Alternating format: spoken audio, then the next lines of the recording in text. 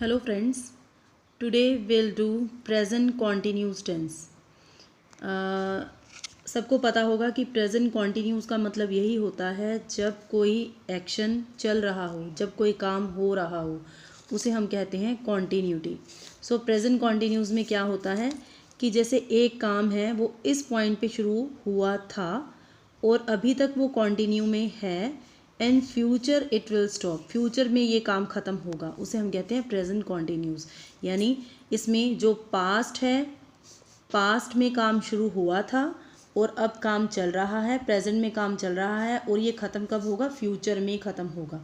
सो past से लेके present तक की बात हम इसमें करते हैं और जब अगर उसके ख़त्म होने की बात करेंगे तो वो फ्यूचर में ख़त्म होगा. That will be called present continuous. इसका फॉर्मूला सब्जेक्ट के साथ is am are plus verb की first form plus I N ji.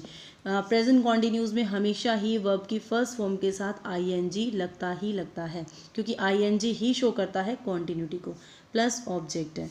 So we always use verb first form plus I N जी.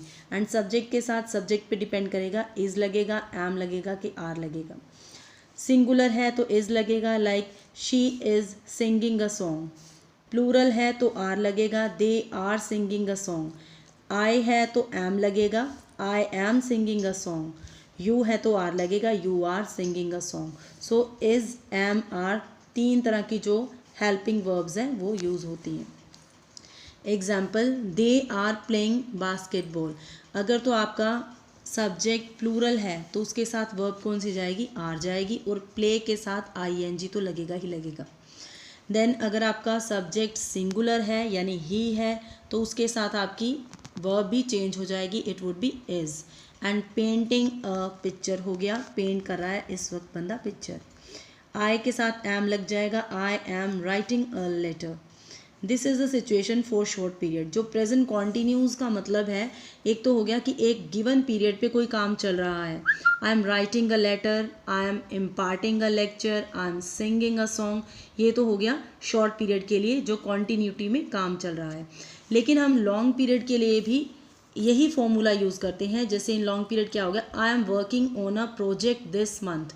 इसका मतलब ये नहीं है कि आप अभी काम कर रहे हैं. दिस मंथ यानी इस महीने मैं अपने प्रोजेक्ट पे काम कर रहा हूँ. बताने के वक्त आप काम नहीं भी कर रहे हैं तो भी प्रेजेंट कॉन्टीन्यूस टेंस लगेगा. जैसे वहाँ तो ये था ना कि now I am imparting a lecture, इस वक्त मैं लेक्चर इम्पार्ट कर रही हूँ, दे रही हूँ. वो तो हो गया ऑन द स्पॉट जो काम चल रहा है, वो तो शॉर्ट पीरियड के लिए हो गया था.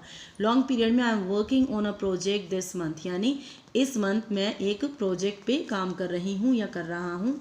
आई am learning English this year, इस साल मैं इंग्लिश सीख रहा हूँ. मीन्स जो भी आपका सीखने का टाइम है उसके बाद भी अगर आप बात करेंगे तो आप आई एन जी में ही करेंगे, कॉन्टीन्यूटी में ही करेंगे, चाहे उस वक्त आप वो काम. शी इज़ डूइंग बी ए. अब आपको पता है कि बी ए भी ये नहीं है कि हम एक टाइम पे ही कर लेते हैं. बीए करने के लिए 3 साल चाहिए. अगर हम कहते हैं she is doing BA first year तो again at the time when she is saying, when the person is saying, उस टाइम पे वो चाहे काम नहीं भी कर रहा है तो भी क्या आएगा, प्रेजेंट कॉन्टीन्यूस टेंस, क्योंकि लॉन्ग पीरियड में वो बीए पर्सन कर रहा है या कर रही है, तो it will be in continuity. Continuity can be for a short period, जैसे मैंने आपको बताया था कि now this time I am calling to my friend, I am singing a song, वो तो शॉर्ट पीरियड में हो गया. और लॉन्ग पीरियड में क्या हो गया, जैसे I am doing BA, I am learning Spanish, I am working with my boss this month. All these things are for long period. Like short period में क्या गया, इट इज़ रेनिंग नाउ, देखो बाहर इस वक्त बारिश हो रही है, ये तो हो गया शॉर्ट पीरियड में कॉन्टीन्यूटी.